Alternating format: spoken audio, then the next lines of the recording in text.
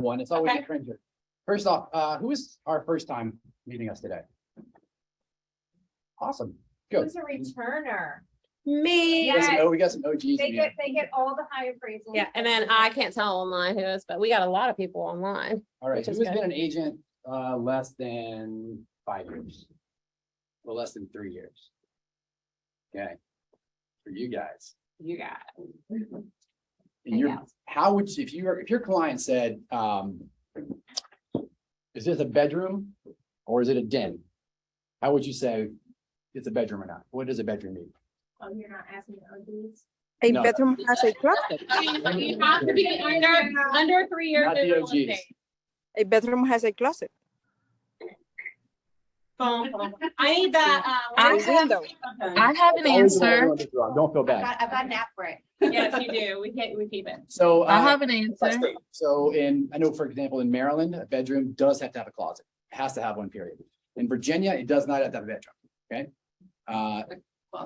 I'm sorry, closet. It doesn't have to be a bedroom. Yeah. It just has to function as a bedroom. It has to have 2 windows or 2 points of ingress and egress. So a door in, window out, 2 doors in, or 1 door in, 1 door out. No closets necessary. Has to be at least 70 square feet. And the windows need to be big enough to get a firefighter in and out of it with full gear. Okay, I say all that to say, generally though, your clients are going to expect the bedroom to have a closet, right? Why is that? Because the biggest overarching thing is it has to function as a bedroom. So could it function as a bedroom without a closet? Sure. But generally, it's going to have a closet, even though it's not required. All right? Can I keep going? Yeah, All because right. go another question. I still have the bathroom. I have a quick question. Sure. to get clarity on that you covered it in one class that I took it before. It also has to have, you can't walk through another one to get it. Bingo. Yep, exactly. I was going to say that. So normally you wouldn't want to be able to have to go through one room to access another room, right? So say there's a bedroom and there's another bedroom, but there's a difference. You guys have seen what we call shotgun houses. You see a lot of it, Yes. Portsmouth, Yes. right? In those instances, those houses were built that way. Okay, so they're going to have to go through a bedroom to get into the bedroom. Now, as long as, and Fannie Mae even says this, as long as when we use our comparables, as long as they have the same similar, we're going to call it functional obsolescence. As long as they have that as well, we're good to go as long as we're consistent. Okay? Did anybody want to know? Not yet. We're gonna think of another one then.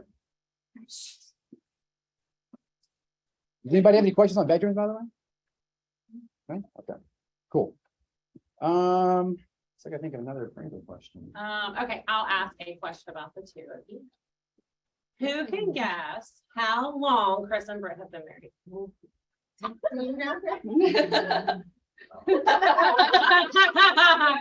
Who can guess? Go ahead. 7 years. Close. 10 years.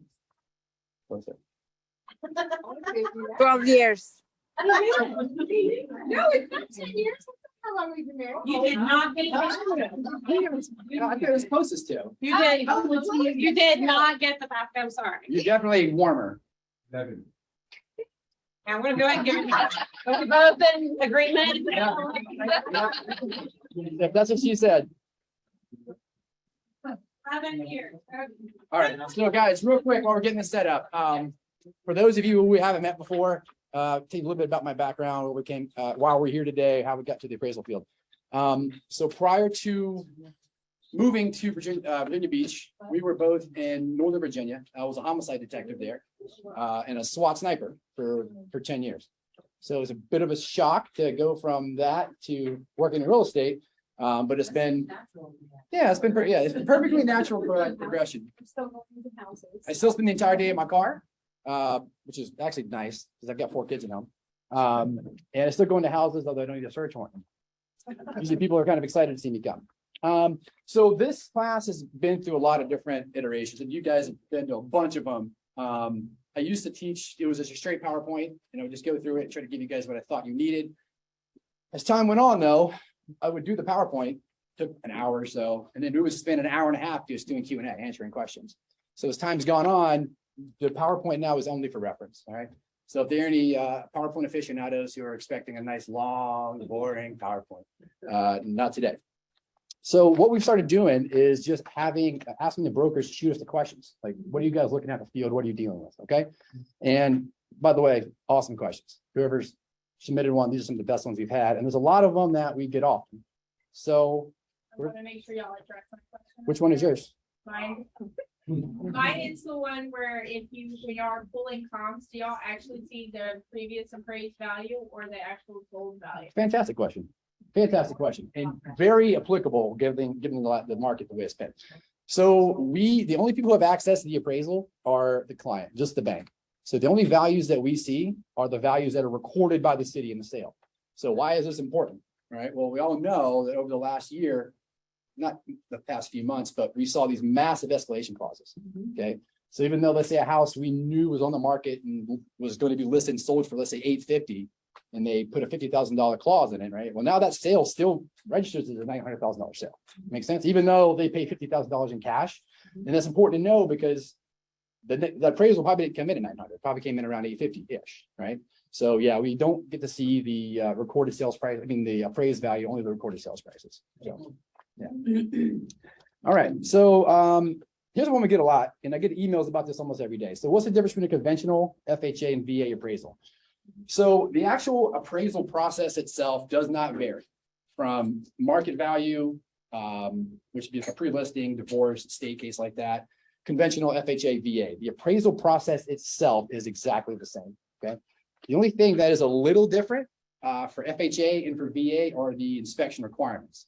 So because FHA and VA are basically, what's the word I'm looking for? Not underwriting, insuring these loans, they kind of use the appraiser as like a pseudo inspector, right? So we're not trained to be like a home inspector that looks at HVAC systems and things like that. We just look for basic stuff to make sure the house is just livable, safe, sound, livable. Okay. Are we up now? Perfect. Yeah. See, she already knew where I was going. We have this here. If you go to our website, we have this as well. This is the FHA appraiser. It's kind of a site visit checklist. And it's going to be, we don't do VA, but it's very similar. The main difference you'll see between FHA and VA is if we do have to condition something, the VA has the ability to just waive it. You guys already know that, right? FHA is not going to be that way. I know you guys really can't see it from here, but basically what we're looking at, make sure the utilities are on, the house is livable. If someone moves in here today, they can cook food, they can store food, they're not going to trip on the carpet, they're not going to fall off the steps because there's no handrail, there's a smoke detector. You see what I'm saying? So it's not, we're not looking for stuff. Yeah, it's not a condition thing. Okay. The house could be in crappy condition and still make an FHA appraisal. It just has to be safe and sound, right? Now, the reason I bring that up is because people ask me, I got an email 2 days ago from a loan officer. Would I condition a roof for this assignment, this appraisal? And I said, well, what is it FHA? What is it's conventional? Well, if it's conventional, I'm never going to condition anything. Okay, there can be holes in the roof, holes in the floor. It just goes towards just overall condition of the property, not something going to make you repair. Make sense? So the only thing you have repair items for is going to be for FHA and for VA. Again, VA can waive them. So one of the common things that we see, if it's an FHA appraisal and the appraiser is going out in the next few days and you have an FHA listing, please make sure the gas and the power is on. That's an easy way to close and see it hold up. We'll go out there, do the inspection, everything's fine, power's not on. So they make me go back out, make sure the power's back on, and by then you might have had to move your closing. And it becomes a bigger deal, especially as we get colder, because you will have properties that have to turn. They've been winterized, yeah. And the thing is,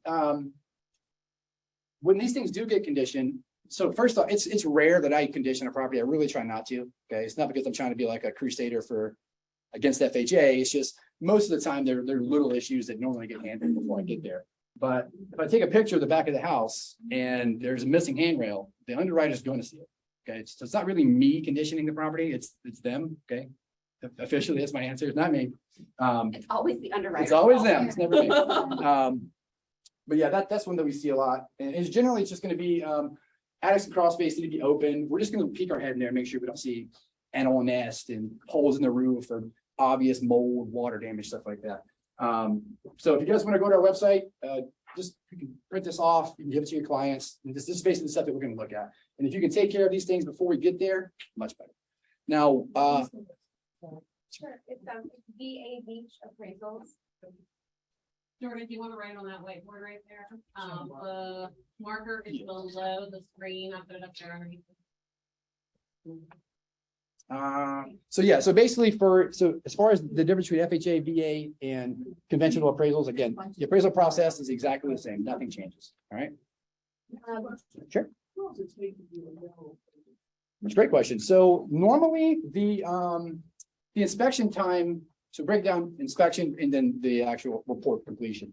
So the inspection can be anywhere from 30 minutes. If it's a house that's just a Rambler, basic box, one floor, right? 30 minutes to, I can do some in Sandbridge, sometimes take me 2.5 hours to do the measurement, right? And this is where you see the fees vary. After that, we get back to our office. We do a lot of preliminary data. We have our assistant that kind of puts things together for us. So that probably takes her 3 or 4 hours. And then I spend probably an additional 2 to 3 hours per case just doing the review. So you're looking at about 7 hours or so, 7 to 8 hours total. Yeah, start to finish. I asked that because my house, my friend was being sold, the appraisal took 3 pictures and it's gone. So I didn't take- Yeah, it could have been a different, I don't know, was it like, was it a refi? Yeah. Yeah, it might, It wasn't a refi because it's being sold. So it's oh, it's been sold, okay, yeah, that's odd. I mean, it doesn't matter. I mean, he could have taken more, I mean, if you didn't see him, but yeah, normally what we have to do for any lending assignment is an original sketch. Okay, so we have to measure it out, front picture, rear picture, street scene, and then we normally have to take a picture of every room. Okay, so every bedroom, every bathroom, laundry room, everything like that. So I hope he took more than 3. Because then, It's like a cookie cutter house, but every house in the neighborhood, could that be part of the reason why the big range? no, because they still need photos of each room. Yeah, they would still, it could, no. Well, maybe maybe whoever the purchaser is using, maybe the loan product they're getting is just like, they want like a cursory appraisal. Because sometimes we'll do things called drive-bys or desktops, and it's just like it sounds. A drive-by, I just literally drive by and look and see if the house is there, a desktop is off on my desk. So it could have been some sort of hybrid from that, but generally those are rare. Yeah, the only time we ever do desktops and drive-bys from lendings is they're looking for like a line of credit and they've got boatloads of equity. They don't really need like a full appraisal, so it's pretty rare. We do desktops a lot for agents. If you have like in particular, let's say a military buyer that just bought with you last year and now they have orders they need to sell, but they have that property was just recently measured by an appraiser. They have that previous appraisal. They have these great pictures from last year. We did like listing photos or something like that, or even maybe you're gonna update the photos this year. We just need really good data from the inside and that square footage, that's important. Yeah, and that's a good point. So sometimes people ask us for a desktop or a drive-by appraisal, and then we look online, there's nothing in Rain for us to use. There's very little city data. We just don't have enough to give you a credible result. But like she said, it happens several times a week. We have an agent that has a property that's been on the market for too long, but they've got good pictures. The measurement, looks reasonable enough. Then we can sometimes do that, get you guys on point. So, okay. We got somebody in the chat. I don't know. Yeah. I just don't want to miss these people's presence. Thank you, Holly, for looking out. Yeah, thank you. Do what I can. All right. If the appraisal process is almost the same, why do people worry when someone has a VA loan? The reason I ask this is because many veterans aren't getting their dream home because it's a VA loan, even after the offer is a strong offer. I keep hearing people are afraid of VA appraisals. If that's true, what can be done because it's not fair to our veterans, even though it's out of their control? That is a fantastic question. And somebody else asked this question too. Somebody said, basically, why do VA appraisals tend to come in low more often than others? Okay, so here's the answer. It shouldn't. Okay, and I also know that it is an issue, and also know that the VA is aware of the issue. Okay, no appraiser that I personally know. Okay, there's more than 90 of them, about like 95 appraisers roughly in the Hampton Roads area. Okay, none of them that I personally know would ever come in low on a VA appraisal just because it's a VA appraisal. Okay. However, it is a truth that VA appraisals do in our area tend to come in low. How do we know that? Because I get questions about this all the time. So it's anecdotal evidence, but obviously something's going on. I've got to be careful, right? But in any profession, if you're a doctor, a bus driver, an attorney, you're gonna have outliers. Okay. You're gonna have 90% of the people doing the right thing. You're gonna have 5% who are incompetent, and that's why they're messed up. And you're gonna have 5% who will willfully or woefully do something that they shouldn't do, okay? And the appraisal profession is no different. The VA panel is a little different. So the other question was, what are the differences in training between the three? There isn't any difference. We're all certified appraisers. A VA appraiser is no more an appraiser than anybody else. The VA panel is, there's no special qualifications to get on it. It's just you have to be an appraiser for X amount of time. That's it. And then once you're on the panel, you're kind of on for life, as you guys know. I'm not saying anything, mean about my fellow appraisers.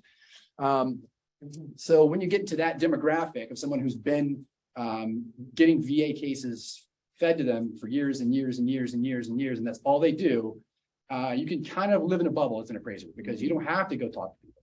I don't have to teach these classes. I don't have to answer questions, right?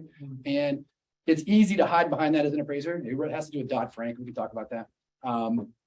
But in the nutshell, without being very direct, because I know there's cameras, that's why VA appraisals tend to come in. Is everyone kind of picking up what I'm putting down? Okay. I will say this though, the VA is not sleeping on it. Okay. The VA is aware because it's not fair. I'm a veteran. I'm a U.S. Army veteran. I'm a former paratrooper. It's not fair. And I do know that happens, that, people would rather take a conventional loan product from another client than the VA because they don't want to come in low. But yeah, the VA is aware of it. It's not fair. It shouldn't be that way. And they are working. So.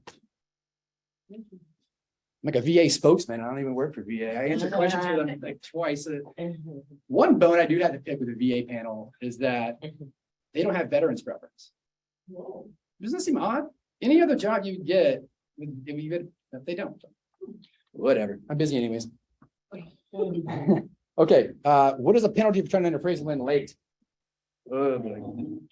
So there really isn't a direct penalty as far as like, penalty, but they do, the portals that we use, they do track. If our reports are late, they're not on time, if they have a lot of revisions, and if it happens consistently with an appraiser, you can get removed from panels. So as far as the penalty for being late, there is that, but generally, at least in our case, we don't want to be late. Again, I'm a former detective. So the thought of having, I used to go to work every day, that's one of the reasons I quit. I would go to work every day and there would be 4 new stacks, and I worked in violent crimes. So it would be a homicide, a suicide, violent crimes. I'm just gonna put it that way. And I'd have 4 or 5 of them new ones every 3 days when I come to work, and it just gives you a sense of anxiety, right? So I'm the same with my cases now. I like to get them out. I don't want to sit on them. So if I'm late on a case, it's a very good reason. Okay. And as long as we, if we communicate with who ordered it, it's usually okay. As long as we just let them know what's going on. Sometimes though, it's not really our fault, because what will happen is your client wants the appraisal, tells the LO orders the appraisal. So he orders it on Friday, which they tend to do. So it doesn't get picked up from the AMC, because you guys know there has to be a middleman now. We can't work directly for banks. We have to work for somebody in the middle. We get to that with the Dodd-Frank. And where was I going? Oh, so they won't send the order out until Monday. So we get the order, it's due in 7 days. So now we have to call the client, and you'd be surprised how often people are just not in a big hurry to have it done. Like they want to get a refi done for their house to get they want to go to Cancun or whatever. And then when we try to schedule the appraisal, they're just like, yeah, I'm working this week. Can we do next week type thing? And so it gets delayed that way. Then when we submit it, it has to go through the underwriting process. It can take a day or two. If they have any sort of revision, it's got to come back. And all the time it's going through these middlemen. Right. So this is why it takes. And they're, especially when, just depending on what the rate of appraisal is coming in, or just how busy you guys are, how busy we are, the punishment, or what was the penalty? The penalty, the consequence, weighs more. For example, less work, you're going to start looking for the appraiser that can, and how quick is that appraiser turning these reports? Yeah. How much are they keeping in communication with us?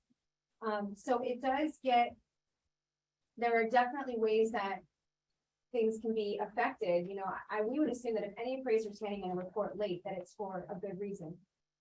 It's hard. Most of them have their schedules planned out about 2 weeks in advance. So even though, a revision or something might come in, like this time is spoken for. It's not like, oh, can you just get this in? Can you just do this? And it's like, okay, we're talking about $100,000 house, you really wanna just have us just get this in, or, you know, whatever it is, but, When especially But the it last is- year when it- it's so busy. yeah. Every it's a appraiser time is slammed. balancing act, because you want your scores to be good, you want your turn time to look good, you wanna get that report in, but man, when you put your signature on that, it better be, you know, because otherwise you're going in front of the board, they don't care what your turn time was, they wanted a good report. Yeah, and that's a good, I'm glad you brought that up too, because especially when you do divorce cases in the States.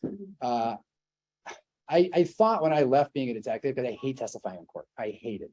But now I do it like almost as often as I did then.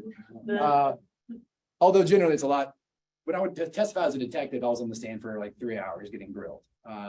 Now I usually show up, they see that I'm certified as an expert, and they say, okay, never mind. Say, thanks for wasting my 3 hours. I want to go back and talk about Dodd-Frank. Is anyone familiar with that term? Okay, so 2008 crash, okay. The market was, I'm trying not to digress as I laugh about people when I see the top Google searches, people trending real estate housing market crash. It's not crashing and it looks nothing like it did in 08, but back then there was something fundamentally wrong with the lending process, as you guys know. Okay, no doc loans, yada, yada. And at the time, appraisers could work directly for a lending institution. So a bank could have in-house appraisers. Obviously problematic, right? I'm your guy's appraiser and you guys are lending. We see each other every day. We have breakfast. Or even if I'm trying to be completely ethical, I'm still a human being. I'm gonna want to make sure your deals go through. Okay, even if I'm not being criminal, I'm just being a human. So they passed legislation that said there needs to be removal. Okay, there needs to be somebody in between the lender and the appraiser. This is where you get AMC, appraisal management company. Okay, now some of them use appraisal management companies, the middleman, and some use, it's like an interface that they can order directly through, but they don't have any contact with us. That's the two different ways you order it. The AMC is like a person that they actually contact who has their own list of appraisers. They just tell the AMC they want the appraiser, they order it from us, and then it gets delivered. With the other way, which we prefer, they, like Atlantic Bay, for example, who do they use? Regora. So they'll just go into Regora, they order the appraisal through there, they have an appraisal manager, and that's who we talk to. But either way, there's a line of delineation in between. I can't talk to the LO, they can't talk to me. And this all comes from Dodd-Frank. Now, two things happen with that. One, people misunderstand what the purpose of that was and what it, as far as the lenders. And they interpreted that as, don't talk to the appraiser. Because if you talk to the appraiser, you can get in trouble. And a lot of times this is policy level for them. Okay, they don't contact us. In reality, and at least my view of how Dodd-Frank was explained, I can talk to whoever I want. I can call anybody I want. I'm fine. No one's allowed to intimidate me. Now, what does that mean? That can mean a lot of different things. Now, let's say you call me, you're an agent, and you call me and say, hey, the appraisal came in low. I was wondering, could you consider this? That's not intimidating. Okay, that's not appraiser influence. That's just being a human and communicating. Completely fine. What is intimidating is we had a threat, like a legit threat from this is years ago. And like it was bad. Like she was like, I know where you live, and Probably, Yeah. I bet it praise little old lady that's been in real estate forever too. no, you know what this was? And this has happened twice before. Someone bought the house, got cold feet, and then wanted to use the appraisal to kill the deal. You know that? So yeah. So I told her to go pound sand and nothing else. So Chris, there was another question that kind of goes along with the question I just was asked was, who sets the appraisal fee? And, no, you can answer that. You know better than me. sure, well, so there's a couple of factors in that. With who sets the appraisal fee? Well, typically the lending institution is gonna set the appraisal fee. Unless it's like a really complex property, like you're talking about, let's say a beachfront property in Sandbridge, or, some crazy property in Norfolk, just something that's not typical, then they'll send out something called a bid, where they'll see which appraiser, can complete it for what fee, what their turn times look like.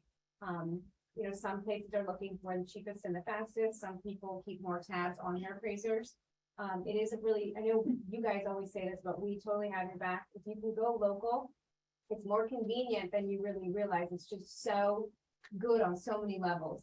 Just like Chris was saying, when you're talking about any of our local lenders, they're ordering through us basically directly. They have an employee through their institution that can write to us. We have each other's cell phone numbers, emails. We don't have to constantly go through this third party to log in, do this, do that, no matter where we are. When you're talking about, going through someone who's not local, you are going through this AMC, you are going through this whole rigmarole to get each other. They have a fast turnover rate, so you never know who you're dealing with. You don't have a relationship with anyone. And they don't know our market. Like, And they don't know our we'll market. we'll get questions from underwriters, Constantly. I'll do an appraisal in Sandbridge. And I'll have somebody in Ohio asking me a question about Sandbridge.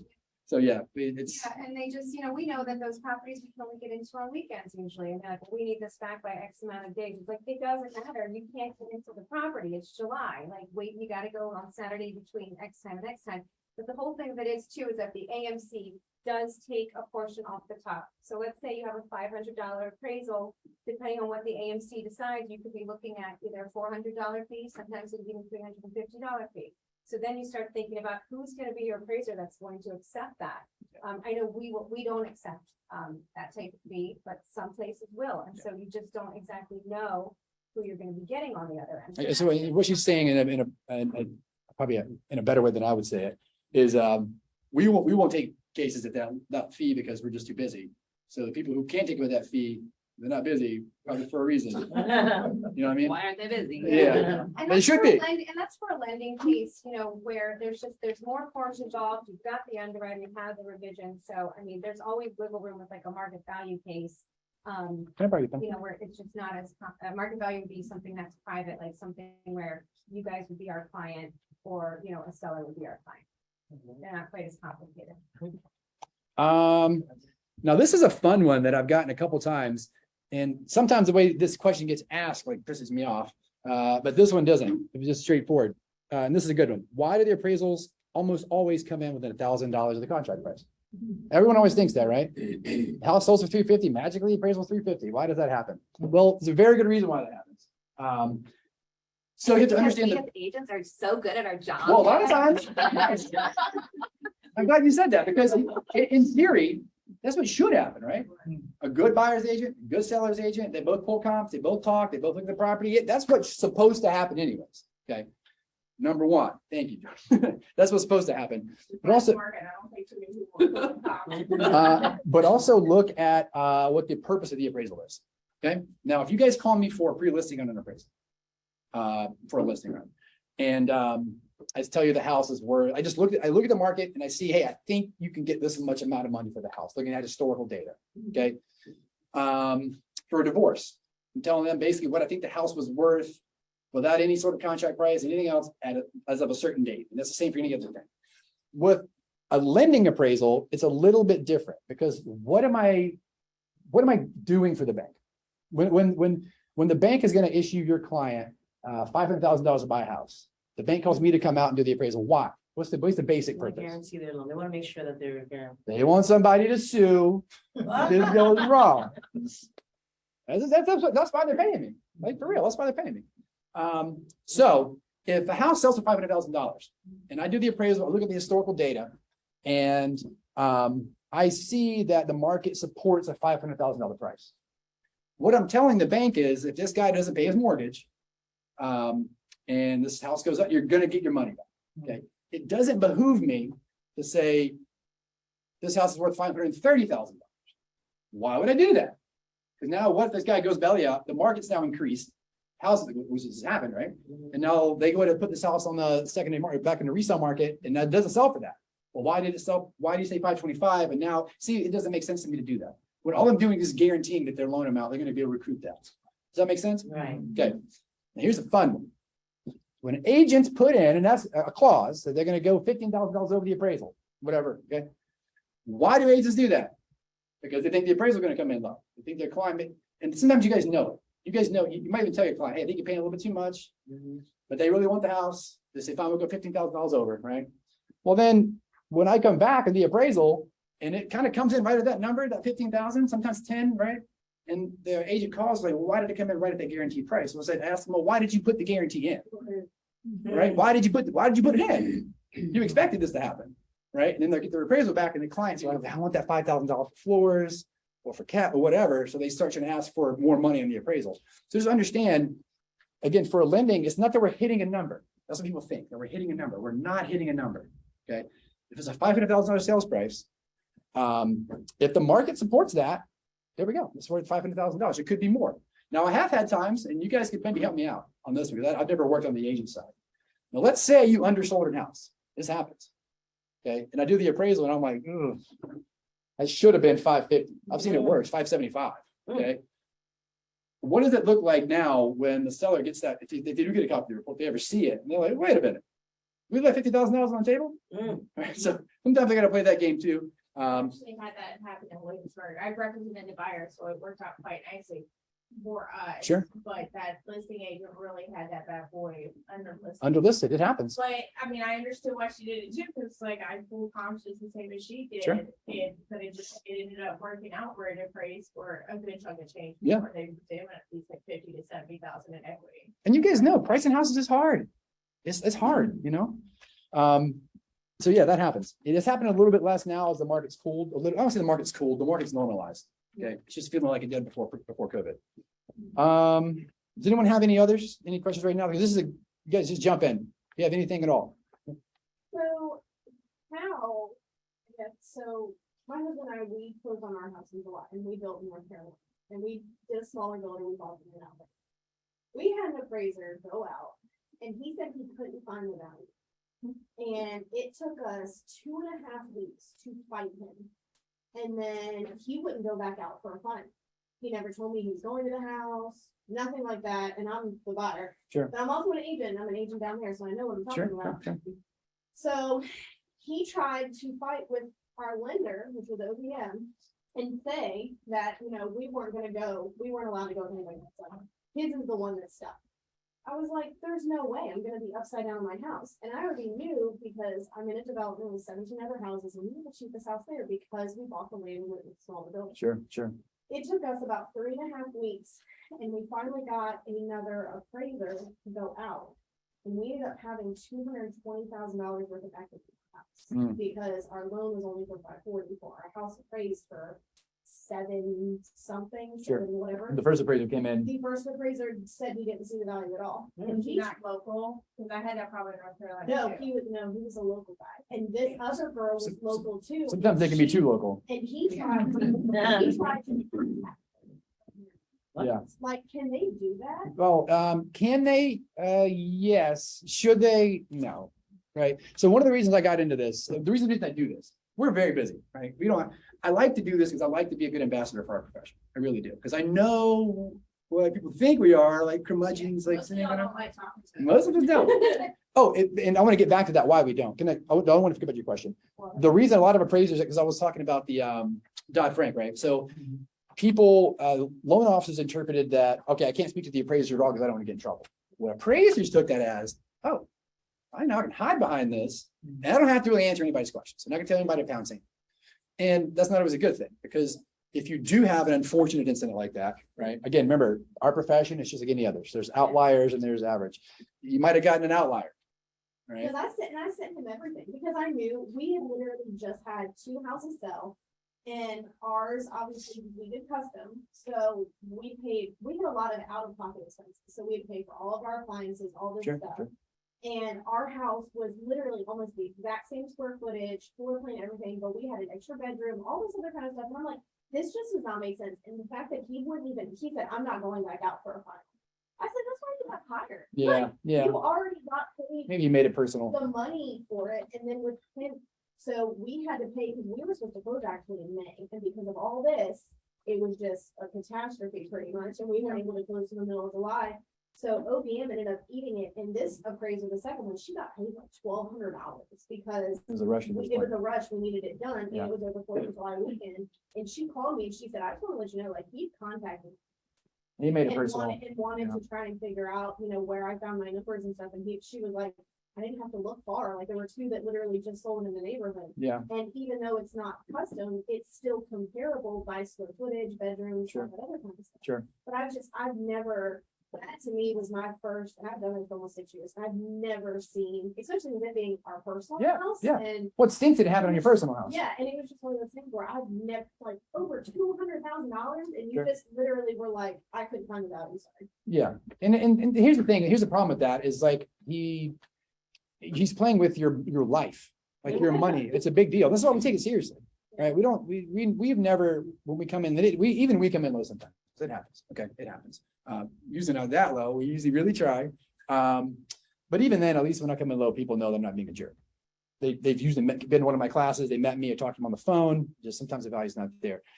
It sounds like what that appraiser may have been doing, and I don't know I don't know who it was, but I've heard other agents give me similar stories. One sounded like this. He was told, an appraiser told him on an inspection that since prices have been so elevated over the past year or so, that maybe maybe appraisers should try to keep temp values down to like keep the prices in check. Yeah. No, that's not what we do. Okay, monitoring inflation, checking inflation is not my job. Right? That's the Fed Reserve's job.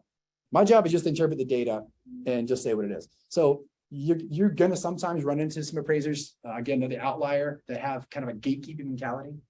And that kind of something that might have happened. I feel like North Carolina, I feel like we always have issues. North Carolina and the Eastern Shore. Well, there's a couple reasons for it, because the North Carolina and the Eastern Shore are almost impossible to find an appraiser. And if you do, you have to pay a lot of money for a couple reasons. On the Eastern Shore, just not a lot of people live out there. Okay. And I don't know if is it even Albemarle? Is it, what's the MLS? Are they still using Navica? Well, that might change it, by the way, because the reason we stopped using, we don't live far from Carolina. We live close to Pungo. We used to go to North Carolina. I stopped doing it because Navica was so bad. I couldn't stand to use it. If you guys haven't seen it, do you remember what? MLS is not that much better, so. It's not that- I got something new, but it's like, it's not. It looked like, I mean, remember what websites looked like in like 2002? All bubbly and fuzzy. It looked like that. I'm like, Navica's stuck in the horrible. 80s. In general. it's in general. Bubbly and fuzzy. It's hard to J Corp. But yeah, Building up so much down there, and then all the houses that are going down there, I mean, it just wouldn't, you would think it wouldn't be, I guess, that hard to get an appraiser to go, because Yeah. there's so many sales, especially, I mean, they just did Foss. I mean, Foss, Brian Holmes is putting up, they start 4 homes a week. Mm. Like, so you would assume that it wouldn't be hard, but. you would think, yeah, and that might change. Somebody to go. I It mean, might change. We couldn't get anybody to accept it, even with paying Good old boy. the extra. I had somebody, just to kind of piggyback off of that, I was representing the buyer, and the buyer had a weird loan, like, I'll give it to them, they had one of those internet box Sure, sure. lenders. But they had an appraiser, it was in Hertford, and if you've ever been to Elizabeth City, Hertford, it's only a good 15 minutes.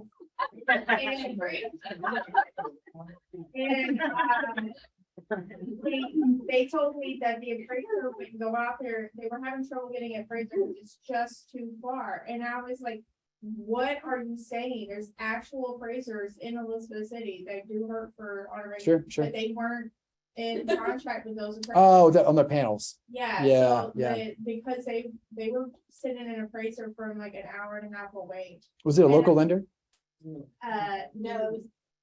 it was not. Yeah, so generally, I did what I could, but it was. No, I get you. it was Yeah, it's not something you can do. Yeah. not. Generally, especially in markets like that, Eastern Shore and Eastern North Carolina. By the way, if I say anything bad about North Carolina, I was born and raised in North Carolina, so I get a pass. I'm sorry. Greensboro though, so Okay. the nice Both my part. kids are actually born in Elizabeth City, so I. Yeah, you get a pass. That's cool. Call it that. I'm from West Virginia, so I. You get a pass for everybody. Can I piggyback off of the North Carolina appraisers? No, I won't say.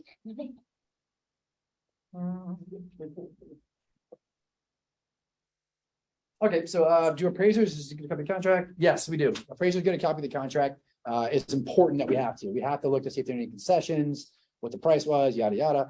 On that, there was a question about do we take into account concessions? Like $7,500 for pulling cost or whatever.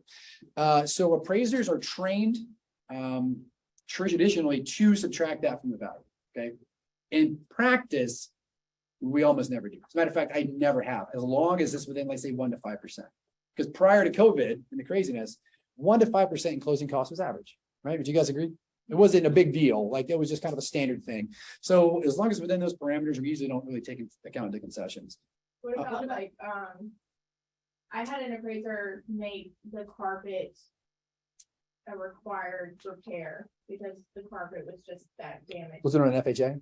It was probably a VA. Yeah. It's been a while. The whole deal fell apart. Sure. But the seller was already giving a carpet allowance, but the appraiser still made it. Yeah. Appraiser required repair. So if it were, again, so if conventional, that would never happen, okay? Right. But for an FHA or VA, if the underwriter sees like there's bunched carpet and someone could trip, they're gonna condition it. It's just dirty. It's all get out. Yeah, I It mean, wasn't snag. It was just. yeah, again, some appraisers may be a lot more, I won't say gun shy, but they're gonna be a lot more sticklers about the rules. Okay. Like, as far as, I look at it, like, I try to look at, because when I was a detective, they taught us there's always the letter of the law says, and then there's a spirit of the law.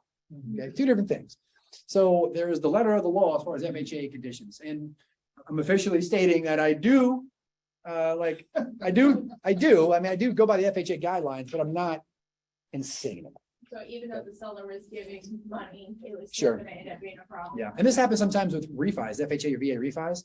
Like, they're getting a refi to get a new roof because it's leaking, or to get their bathroom done. It's in the middle of the process.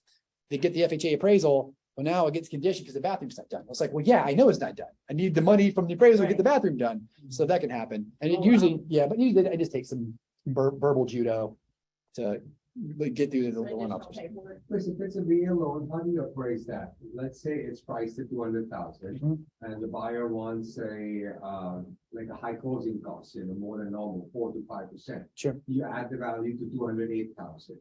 Like the sales price of 208, giving back 8,000 in Sure. closing cost.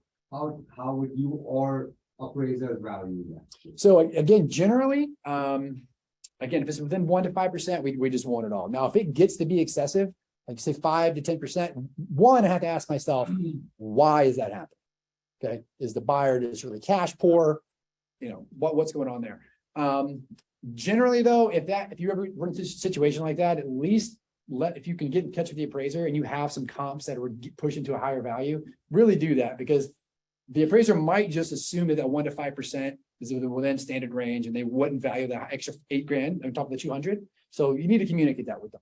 Yeah, because it'd be really rare that they would, again, if it wasn't excessive, that they would even consider it. So. Since you're talking about concessions and stuff, what about when you do have appraisals and it's like a for sale by owner? So like, I literally just had one. We did it for a for sale by owner, but the seller is an agent who was going to put it on the market, but we were able to work out a deal Sure. beforehand because I knew him. He was gonna post it higher, we got it lower, and the appraisal came in right at value. But Mhm. there's literally two houses over that came in $10,000 more than his. Mhm. It was listed, obviously 3% on each side. And ours is more updated, 175 more square feet, new roof, new HVAC, all that other kind of stuff. I mean, do y'all take into consideration like our commissions and stuff as well that are automatically in there? No, we shouldn't. Yeah, we shouldn't, because that kind of gets us kind of too far. It gets us kind of dealing with things that we're not really supposed to be dealing. Like, so as far as the appraisal, the only thing I'm really concerned about is like, what was the final sales price, and like, what were the concessions at that? Now, as far as like another house that wasn't as updated as yours, maybe a little bit bigger, smaller, that's still sold for more. Again, it could be that factor that I explained to you guys about how we treat lending assignments, right? Maybe your house could have appraised higher, right? The second house that sold higher, was it contemporaneous with your sale or later or before? It literally just sold a week and a half. It closed a week and a half prior. Prior to, okay. Yes. Did you use it as a comp? Yeah, he Yeah. used it as a comp. It's Yeah. blatant right there. Sure. So he went out yesterday at like 9 o'clock and got us the appraisal by like 2. Oh, cool. Um, Because he probably pregame, they probably started. but it before. was just super weird because you could see in the other one, I mean, just looking at the pictures, like the kitchen's not updated, it's all the original cabinetry and everything, and the countertops, ours is completely renovated, new cabinets, granite, HVAC's new, this is new. Sure. And the other one wasn't, and that one was $10,000 higher. Sure. So, and I'm going back and forth now with my buyer, trying to question, like, do we question it? Like, yes, it came in at value, but I mean, I honestly thought it was gonna come in probably 15 higher and he would have a little bit more equity. And you know what? It's very likely that if you put it on the market now, you probably does have $15,000-$20,000 in equity. If I would venture to say it was probably has to do with what I mentioned earlier, as far as it being a lending assignment. And just wanting to make sure that the lender's investment was gonna be He's doing a covered. So, conventional loan, so it's not like he's gonna get a HG or VA or Sure, anything sure. like that. And he's putting a lot of money, but it's just, I don't know. No, I get it. It was just really weird. Well, no, I get it. And that's why we do these classes, because I get a lot of stuff that we do seems kind of counterintuitive, especially like if you don't know that what we have to get past the underwriters. Like, for example, I get a question all the time. You know, let's say I do 4 to 6 comparables for every appraisal. Yeah. And there'll be 4 comps inside of a neighborhood. And there'll be 1 way outside of the neighborhood. And I have, That was his. well, agents will call me like laughing at me like I'm an idiot. Like, why would you pick this one? Because I have to, the lending requirement. You guys know that? So if I do courthouse, an appraisal in courthouse estates, and it was sold for, pick a number, $500,000. And there were 6 comps in courthouse estates, great comps, between 490 and 510. I still got to use 1 from outside of courthouse estates. Have He to. used 3 outside of the neighborhood and in the neighborhood, because I actually used to live in that neighborhood and I sold 2 houses in that neighborhood. And in the last 6 months, there were like 8 comps. But he used 3 from outside, which I mean, I understand, I mean, he could have been framing. but it was just super. No, I get it. No, I get it. That's why we do these classes. I get requests, I don't know, at least once a month, for people asking me, one, I do a ton of review work, tons. And I've done review work in the past, and it's more and more happening now. People calling me to review a case to make sure there wasn't any appraisal bias. And a lot of the questions that they ask me are the same kind of questions you guys ask me, and you guys are agents, you know what you're talking about. So obviously it's because of the requirements that we have to deal with the underwriters that we kind of have this confusion. And one of them is that we have to deal with, we have to get a comp from outside the neighborhood. Another thing that happens sometimes that's odd is that we have to frame all of our adjustments. So there's a question here about, what are some of the basic adjustments you make for a bedroom, acreage, foot, whatever. We're going to get into some of that. But that's all based on contributory value that we get out of the market. So what can also happen, we got a question this morning for one. In Pungo, Stone Road. So this couple, 5 kids, they buy a house out in Pungo. They bought it as like a dumper. They went in, they spent $300,000. The house is phenomenal. I mean, it's so well done. It's fantastic. So I go do the appraisal, and I know they were hoping for a certain amount. I just want to say it was 600. And when I do the comps, I've got to frame every aspect of the property. I've got to frame the square footage. I've got to frame, by framing, I mean 1 below, 1 bigger. This is how we figure out what our adjustments are. And when I pulled all the comps within his data range, the highest comp sale was 575. It was the highest one. Okay. Now his appraisal came in at 575. His house was nicer than the one that sold at 575. So of course he's like, well, what the hell? Right. Well, there's the answer. The thing is, sometimes you're limited by comps, and the underwriters, even though, and I told him in the email, I think if you sold your house today, it would sell for $25,000 more than my appraisal. And that's just a fact. But I can't send that to the underwriter because they're going to say that's just speculation. I need to see market supported data that shows me this house is worth this amount. So once I explained it to him, he understood that I just couldn't exceed the high value range. Does that make sense what I'm saying? At least if you look at it. Even though the house is. Yeah. Now, and again, then that's why I said, remember, for a market value case, it would be a different story. I would say, I think you're $25,000 higher than all these comps. But for a refi, the bank's going to want to see, like, hey, Mr. Appraiser, even if you might be right, we need to see it historically because they got investors who need to see the same thing. But when you list it for $25,000 more, when they do the appraisal, won't it come in for 575? How would it match the 600? Say that again. So you mean say if you listed it at 600? Yeah. And you have it offered for 600, at that point, the buyer sends an appraiser. Well, hopefully you gotta pull a cop at that. You gotta have somewhere to frame it. You gotta, so let's say, that's a fantastic question. So let's say he did a refi last year and the appraisal came in, had the same issue that I had. It was, the market was capped at 575, right? And then I come in, do an appraisal and I say, I think it's at 600. Well, here's the reason why it's different, because if I come in with an appraisal and say it's for 600, well, now you can take this appraisal and give it to the other appraiser, right? Because what we can do is keep expanding our variables until we kind of get where we need. Now, depending on how far I drag my net, depends on what comps I get and what I have to frame. Does that make sense what I'm saying? We're getting an appraisal ahead of time. In that situation, now, people call us all the time for advice and we don't always do appraisals. I just give them advice, but in a situation like that, you kind of have to. Because otherwise, the buyer is going to need to be bringing another $25,000. Now, it's not because the house isn't worth it. That's not the case. The house very well may be worth it, but we can't exceed our upper value range. Honey, can you pull up the grid? I'll show you guys what I'm talking about. I have a question. Yeah. So I had a client on the Woodsboro. She has her house is 3,300 square feet, basement is 2,000 square feet. Mhm. In that area, in Woodsboro, you don't have very many basements. Yeah. So I had told someone to actually appraisal, to give an appraisal, I was in no house. for it Sure. Because of the basement. And so he said he would charge us $17 to do that part. Sure. Now, she feels the house is worth like 1.5 because of space and, kitchen stuff and all sort of kind of stuff with it. So how do you do stuff like that in the area? I mean, this house is built it, to design it, the whole nine. Yeah. And you have all that basement space. So how do you do it? Yeah, great question. Finished, Huh? is the basement finished? All right, so let's talk about basements for a minute. Again, when I was a detective, we would tell us you can't make up evidence. Sometimes there's no evidence, right? I don't know who did it, right? Can't figure it out. So the same thing with when you're comping a house. Sometimes there just aren't any comps. Right. All right. Now basements is a fun one. So where I trained in the DC area, basements were super common. Okay, so here's how we handle basements in the rest of the country. Not here, rest of the country. Basements are never part of the square footage. Okay, never, ever, ever. Even if half of it, like there's a walkout, right? But the other side's underground. Even then, it's considered a basement. You can't use the bedroom counts, the bathroom counts, anything in the basement, which gets crazy because you have a lot of, like her parents' house, for example. It's a ranch, big one, but like literally this is a full basement and like there are 3 more bedrooms down there and 2 more full baths in the basement that you can't use. That's just Fannie Mae's guidelines. Wow. Okay. Now, how do we handle them here? First off, I'll say it's very rare I see a true basement around here. I see a lot of basements, right? But a true basement has to be at least 7 feet ceiling height. Okay.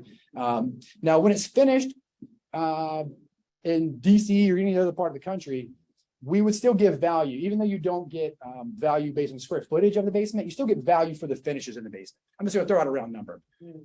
Let's say $10,000 for a rec, $5,000 for a butt bath, or whatever, just around that. But as far as like size of the basement, as long as they're close in size, we don't make like a per square foot adjustment like we do for GLA. Now, in this area, gross living. Oh, yeah, thank you. I know, I get it, it's square footage.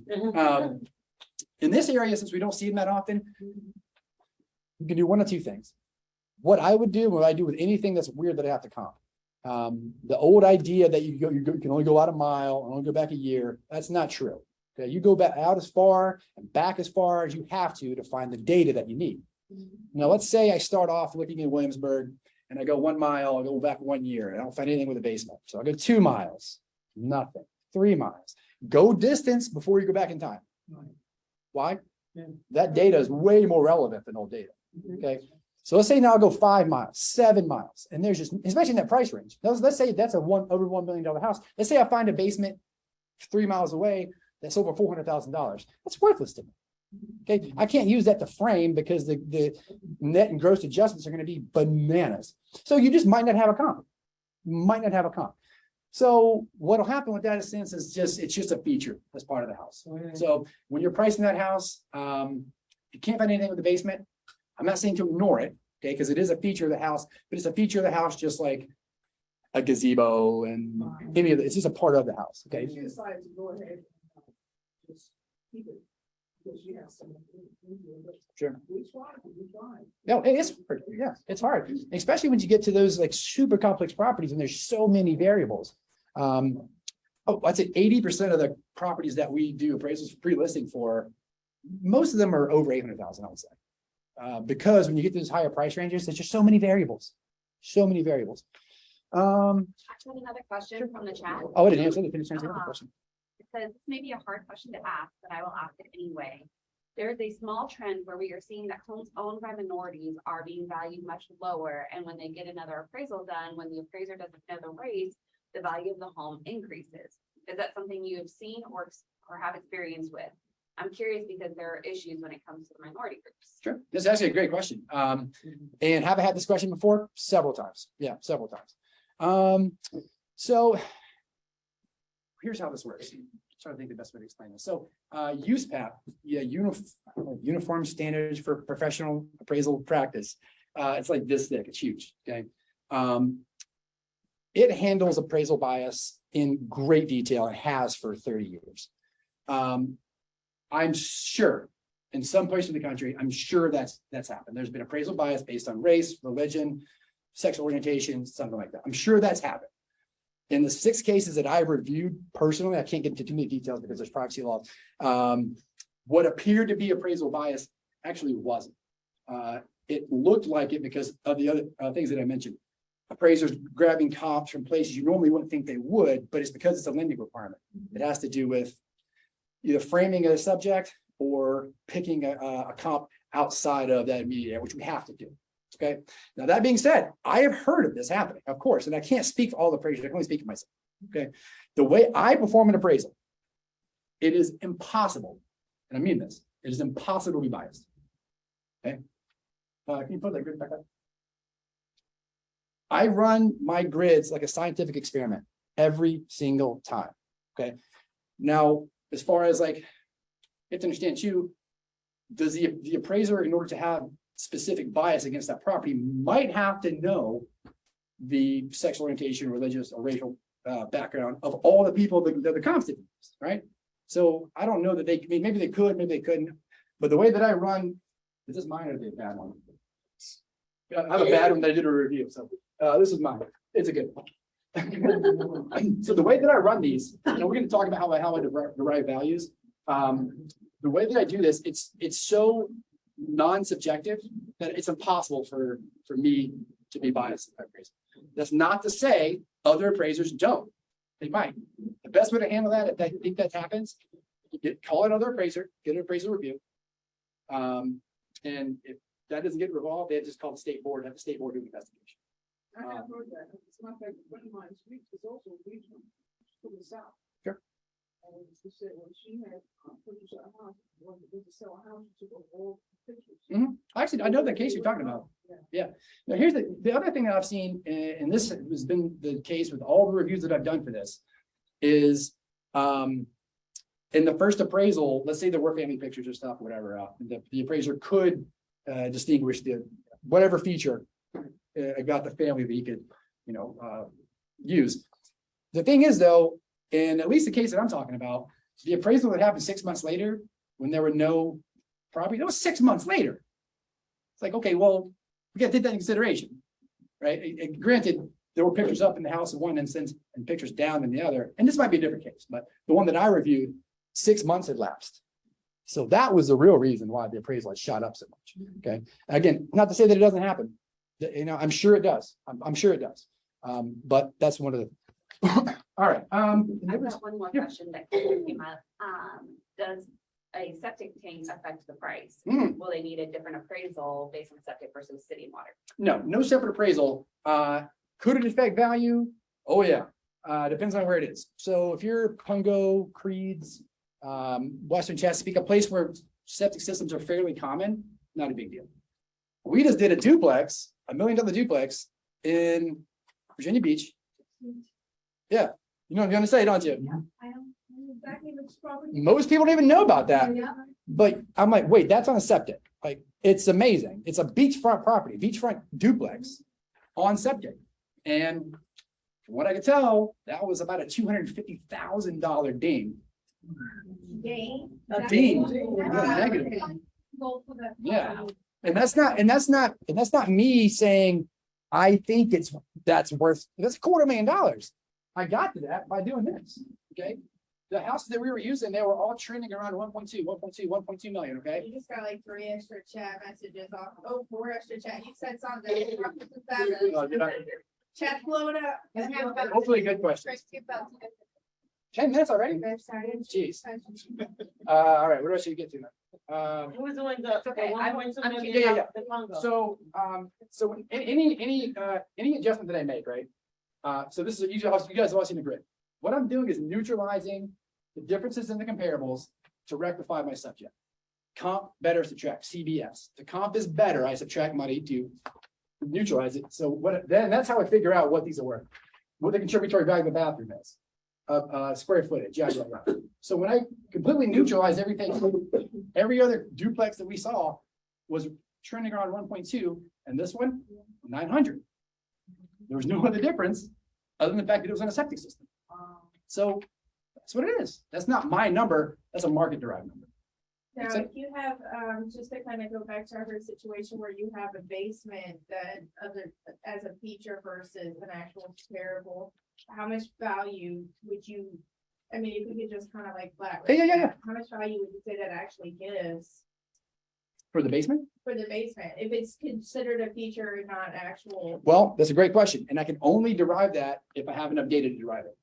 but if you don't have enough data, you're Is that- just like, oh, it's here. Well, because otherwise I'm just, because here's what people tend to do. And I got to move fast, but when I teach the agents how to comp a house, how to do, not a BPO, what's the other one? CMA. I tell you guys, write everything out, okay? Just like this, and you start neutralizing the things that aren't supposed to, that are equal. And you'll find out you only have about maybe 3 or 4 features you have to adjust from. What people tend to do is a backwards cost approach. So this is a sales comparison approach. It's an apples to apples comparison. This is how we figure out what a feature is worth in the market. I compare it to the car market. Here's why. When you buy a new car, you'll see the base price is, let's say 40,000. If you want this engine, it's 1,700 extra. Navigation system, yada, yada, right? You can say itemized breakdown of what you're getting, how much it costs. When you buy a new house, you just did it, right? Itemized breakdown down to what? To the penny, okay? This is what everything costs. What I've seen agents do is try to do like a reverse cost breakdown. And they'll say, well, this comp had an RV patio that was $10,000. I figure it's worth $5,000 now, right? I mean, that's not how it works. Okay. When you do it like that, and when you try to back into it, you're assuming that everything in the house deteriorates at the same time, which it doesn't. The roof, windows last a lot longer than the floors, the cabinets, right? So when you go to buy a new car, you get that breakdown. When you buy a used car, what do you get that breakdown? No, why is that? Buy as is. Well, yeah, it's a market derived. CarMax or Carvana is like, well, Toyota's Tacomas, which it is what. They go, this is what they tend to sell for with these features. Okay, that's basically what we're doing right here, but we're just explaining it. The reason that no water cars like that, why do they not do a breakdown? Here's why. Tires and engine components, they're going to break down, right? Your navigation system is still the same navigation system. It's not going to have the same rate of deterioration. Does that make sense? Can you explain that example of the sun, that sunroom, the 3/4 sunroom that wasn't? No, I can't explain that. That was the conversation you guys had. I understood the question. It was kind of. They were talking about a value of a sunroom, and I guess they were joking. Well, no, I mean, not that part of it. Well, I gotta know.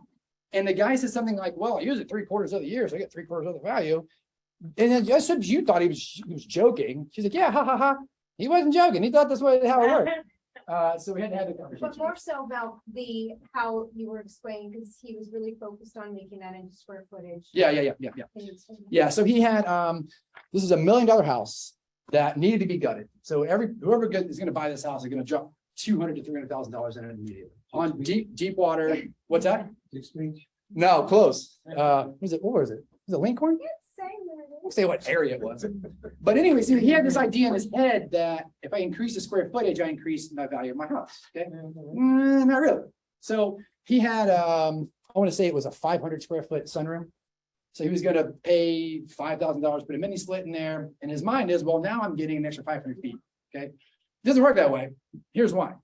One, again, the buyer who's gonna come into that place is gonna look at it and gut it anyways. Not gonna make any difference in the world. This, I know we gotta wrap up, this one I'll finish on. So what he was looking at was the Zestimate's cost per square foot. It would say it's 275, whatever, okay? Does anybody search for comps based on price per square foot? I hope you don't, because you'll spin yourself around and make yourself nuts. Never search by cost per square foot. What that does is take all of this, every component, square footage, pools, garages, yada, yada, and it just divides the sales price by, by the square footage. And that's why you look at the top of these, you'll see these wildly huge 275, 304, 419, you know, these wide differences in square footage, because if this one has, say, a 3-car garage, a pool, and like a cabana and all this other stuff, it's going to show us higher cost per square foot, but that's because of the outside stuff. Does that make sense? So he looked at this and said, well, 500 times 250, I made a lot of money. That sounds like a great deal, but it doesn't work that way. Does that make, you guys understand why? Now, if the house has already been renovated and he wanted to add the extra square footage to the sunroom, maybe then it could have, but at that point, adding a mini split was a drop in the bucket, in an empty bucket. And was that all the questions? Oh, that's a good question. So he wanted to spend $5,000 on a house that I think I appraised it for 1.1 million. In a state, needs a lot of work. So if you guys had $5,000, $1 million listing, well, how would you spend it? What do you think you would do? It's dilapidated. It's a mess. What do you? It's almost like, what do you do? But Right? it's a house that needs to get gutted, so. That's what I'm saying. So put in new floors, doesn't do anything. No. Here's where I told him to spend it. Have it pressure washed. Yep, have it pressure washed. Clean up all the debris. Get a landscape company out to rip up all the bushes and trees and overgrown garbage. $5,000 maybe each month. Well, cut you down some trees, cut down some rose bushes. But obviously he could go out himself and dig out rose bushes and stuff. Right. But I just said, yeah, spin on the outside, just increase that curb appeal, because what people are gonna look at that house and they pull up, they know it's on deep water. Right, They know it needs to work. But you're trying to trick them by painting the inside of the house, right. right? They know, they're buying the house. That's it. When they pull up, they need to see like, yes. I see This- I see a vision, I see the. Yeah. Yeah, because Water. here's my wife, she's already picked out the kitchen, the color, not the color, that takes like months for us. So that's why it's going to spend $5,000. But guys, thank you so much. Thank you. Did everything? Yeah, thank you guys so much. I want to finish with something. I mentioned my past profession and what I did for 10 years, man. All I can say is, guys, treat each other nice, man. Life is here and gone, just like that. All right? Let's be kind to each other. Thank you, guys. Thank you. Add one more thing too, this is important. We're seeing a lot of this, so I'm assuming you guys are also a lot of divorce, estate and tax cases. Super important because we are getting subpoenaed often now on cases. That's not just because of us, it's just because they want the appraiser to come in and testify to the report. It is so important that we know that on the front end, if any of your clients, are using you to sell the house or however they're using you. Because that goes into how we prepare the report to help make sure the report is absolutely as strong as possible, so it doesn't need to go to litigation. The best case scenario is if we can represent both parties, just in an unbiased way, obviously, but that they both can talk to us, both can advocate, for themselves and the value of the home. And then we do go in a little bit more in depth into the analysis and comp selection when we're creating these types of reports, because we know, this is something that we can, possibly. Yeah, every report that I do, I assume I'm gonna have to testify in court over. it. Yeah. Everyone I do. So if we're representing the seller and they're going through a divorce, when y'all call the schedule, it's just a courtesy to be like, hey, this is a couple that's going through, just to kind of give y'all the heads up, even though it seems. very- Well, yeah, so especially like if they're going through divorce and it's gonna have to be like, Does it needs to be sold as part of the divorce. I Yeah. sold it. And, it wasn't contested. They were just like, Sure. hey, so I didn't have a messy situation. But at the same time, like, it never crossed my mind to let the appraiser know. I didn't represent the buyer, so I never ordered the appraisal. But it Sure, never sure, crossed sure, my mind sure, to Let you guys know. Well, no, so, Hey, yeah, right, yeah, like, hey, it might be a little weird in there. But no, normally it's for, like, if it has to be sold by court order. Okay. The people, like the client thinks, well, if the wife called first, then I'm her appraiser. It doesn't work like that. I'm nobody's appraiser. Right. Completely unbiased. If I am, I'll lose my license like that. So like an appraisal before it's actually listed, basically. Okay. And then she was mentioned that we like to represent both parties. That way both people feel like we're both, and we're completely in the middle. I don't care what their house is going on. Right? They want to go through the divorce. So yeah, as long as they just know that we can represent both parties. And if you guys have anything after this, I'll be here around for a few minutes. If you, if you go to our website, and I think we do, it's actually Beach Appraisals with an S, but I think we have that URL. We have that too, URL. so I think they all go back to the same place. So But what's that? on the bottom of this. Oh, is it? Okay, perfect. If you visit that page, you will see that's where we have our checklist. So if you, are looking to give that to one of your sellers, we have, I think on there is just our regular checklist. And we just go through some things that we can do to get ready for your appraisal. And then, of course, we have the FHA one that usually we give to the loan officers. But, we're happy to pass that one on as well. So whatever research you can do. Thank you guys so All right. much for Awesome. coming. Thanks for having. Hour and a half went fast. Thank you. Always done. And thank you to everybody who joined us online. Oh, do you guys? And for everybody online, they brought a special basket. So wish you guys could have joined us in person. That's awesome. That I had to use Scotch tape because the kids used all the packaging tape. No matter how many rolls we buy, they find it. I had did I leave that little basket in the car? Use your hands. Dang. Do we need a cup? Did I? Yeah, sure. Everybody get your business cards out. Yeah. With this fantastic basket. No. I'm the one that was talking to you yesterday about buying a cash. Yes. Oh, that's right. Yeah. Yeah. I know it's Nice to meet you in 8 person. o'clock at night. No, oh my gosh, that's not the creepiest message at all. Not even remotely. Oh, What's this? Is that you? What the heck? That's creepy. No, just put in. How's that? Are you doing that? no. Don't Somebody share, like, somebody online must have hit share or something. Oh, And they can draw on the screen? that's pretty. Oh, someone must have accidentally. Hope it goes away. Jeez. I hope it doesn't go into like a symbol of something. That's really creeping me out. How are you?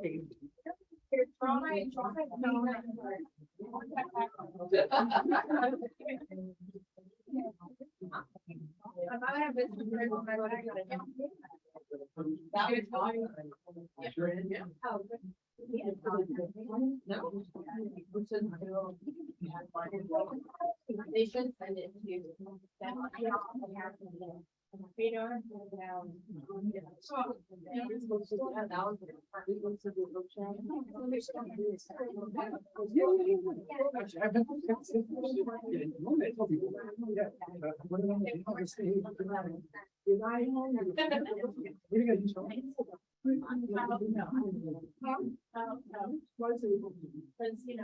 I'd like to all over the place. Every day since I try and get it, I put it on my calendar. I'm doing this. Yes, so. I gotta call my